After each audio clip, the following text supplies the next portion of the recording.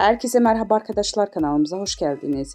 Star TV'nin yeni sevilen dizilerinden biri olan Sevdiğim Sensin'in 5. bölümünde neler olacak? Ben neden yokmuşum gibi davranıyorsun? Sevdiğim Sensin fragmanı yayınlandı. Star TV'nin sevilen dizilerinden biri olan Sevdiğim Sensin'in 5. bölüm fragmanı izleyicilerin karşısına çıkıyor. Yeni bölümde duygusal anlar, sürpriz gelişmeler ön plana çıkarken hayranlarının heyecan dolu sahneleri şimdiden merak etmeye başladı. Yeni fragmanda karakterler arasında gerilim ve duygusal çatışmalar ön plana çıkıyor. Sürpriz gelişmeler ipuçları izleyicilerine sunuyor.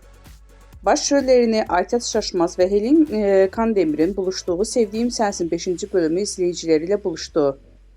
Aldur ailesinin dışında kimsenin bilmediği Dicle ve Erkan'ın evliliği Tahir aracıyla basına sızdırıldı ve kısa sürede ülkeye yayıldı. Gecenin sonunda Dicle'nin kendi hayatı adına aldığı beklenmedik karar, Erkan'ın içine düşen huzursuzluğun başlangıcı olur.